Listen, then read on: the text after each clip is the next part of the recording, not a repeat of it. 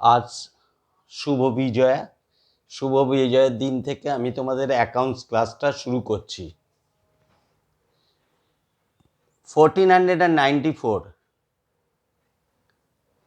Rome শহরের এক খ্রিস্টান পাদ্রী ম্যাথমেটিক্স এবং জিওমেট্রি কম্বিনেশন করে অ্যাকাউন্টসের জন্ম দিয়েছিলেন, তাই তাকে আজ বলা হয় ফাদার অফ অ্যাকাউন্টেন্ট।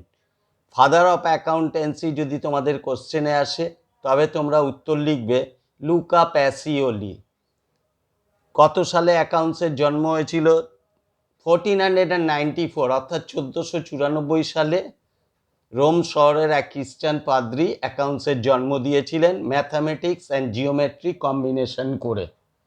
বুঝতে পেরেছ? প্রথমে এসো অ্যাকাউন্টসটা যখন শুরু হলো, অ্যাকাউন্টসটাকে প্রথমে তো দুটো ভাগে ভাগ করা হলো, পার্সোনাল অ্যান্ড ইমপার্সোনাল। পার্সোনাল অ্যাকাউন্টকে বলা হয়, পার্সোনাল অ্যাকাউন্ট যে কোনো ব্যক্তি সম্পর্কীয় হিসাব বলা হয়, আর অব্যক্তি সম্পর্কীয় হিসাব বলা হয় impersonal account.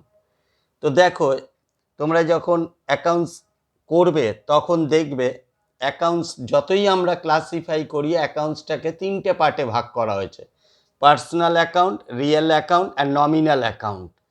Actually personal account আর ইমপার্সোনাল অ্যাকাউন্ট, ইমপার্সোনাল অ্যাকাউন্টকে রিয়েল অ্যান্ড নমিনাল দুটো ভাগ করা হয়েছে ইমপার্সোনালটাকে।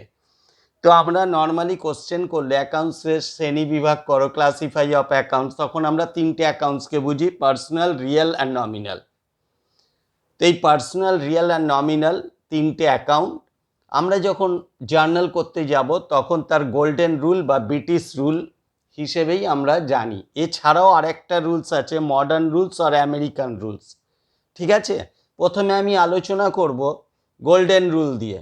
গোল্ডেন রুল যেমন পার্সোনাল অ্যাকাউন্ট, তুমি একটা ট্রানজ্যাকশন থেকে কি করে বুঝবে কোনটা ডেবিট হবে আর কোনটা ক্রেডিট হবে?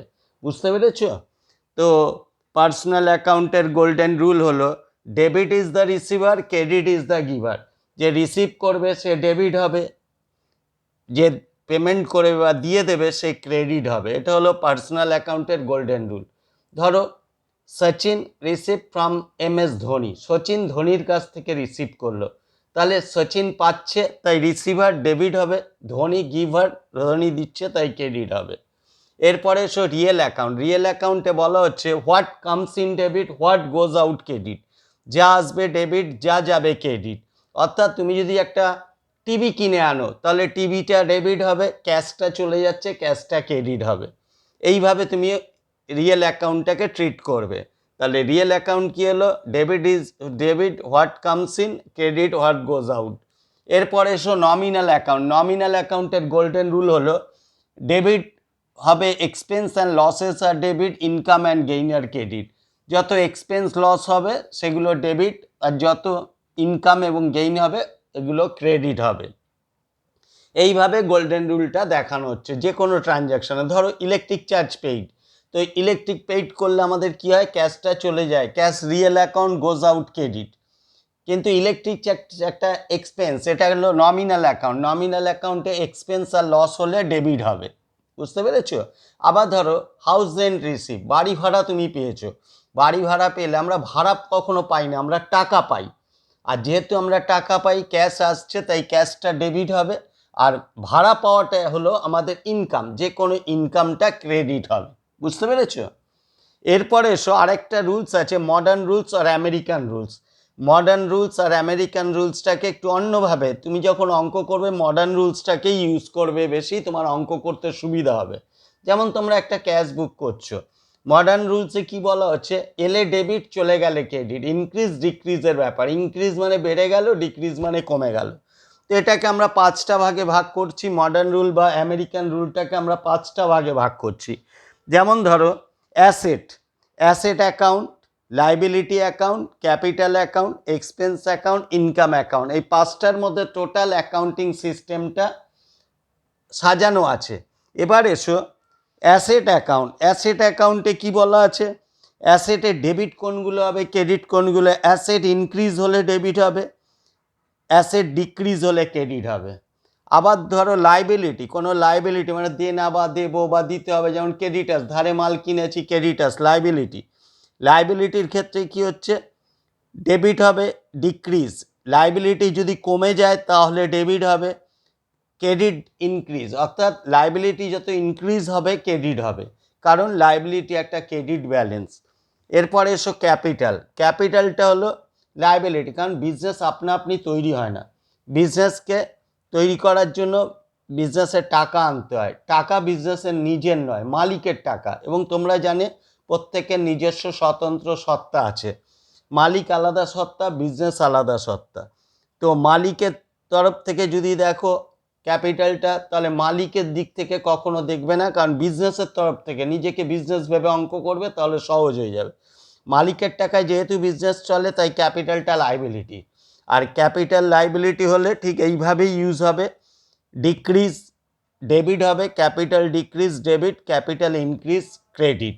ঠিক আছে, এরপরে এসো এক্সপেন্সেস। এবং যে কোনো বিজনেস করতে গেলে, যে কোনো কাজ করতে যাও, তোমার এক্সপেন্স আর ইনকাম থাকবে।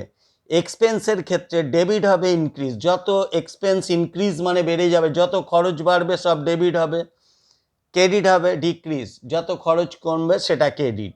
এক্সপেন্সের ক্ষেত্রে ডেবিট ইনক্রিজ হয়, ক্রেডিট ডিক্রিজ হয়। আর ইনকামের ক্ষেত্রে দেখা যাবে debit decrease and credit increase. Income যত বাড়বে তত এক্সপেন্স যত বাড়বে তত ক্রেডিট হবে, ইনকামটা যত ইনক্রিজ হবে ক্রেডিট হবে, ইনকাম যত ইনক্রিজ হবে ডিক্রিজ হবে, ডেবিট হবে। ঠিক আছে, তাহলে দেখো মডার্ন রুল বা গোল্ডেন রুলে কি কি আছে, asset, liability, capital, expense and income. তাহলে জিনিসটা বুঝতে পারলে। এই জায়গাটা আরেকবার বুঝিয়ে দিই। এক্সপেন্সের ক্ষেত্রে ইনক্রিজ হলে ডেবিট হবে, ডিক্রিজ হলে ক্রেডিট হবে। ইনকামের ক্ষেত্রে ডিক্রিজ হলে ডেবিট হবে, ইনক্রিজ হলে ক্রেডিট হবে। ঠিক আছে, তোমরা ভালো করে এটা মনে রাখলে যে কোনো ট্রানজ্যাকশন সবসময় চট করে তোমরা নামিয়ে দিতে পারবে। এটা তোমরা ভালো করে নোট করে নাও, এটাকে স্টাডি করব। কোনো অসুবিধা হলে আমাকে কোশ্চেন করো, এবং প্লিজ এটা দেখার পর শেখার পর আমার চ্যানেলটাকে সাবস্ক্রাইব করে দিও, লাইক অ্যান্ড শেয়ার করে দিও। ঠিক আছে, শুভ বিজয়ের শুভেচ্ছা বলে আমি আমার দেখানোটা শেষ করলাম। ধীরে ধীরে আমি এক একটা চ্যাপ্টার ধরে ধরে তোমাদের বুঝিয়ে দেবো, তোমরা ঘরে বসে অ্যাকাউন্ট শিখে নিতে পারবে, দেখবে তোমাদের অনেক উপকার হবে। Thank you.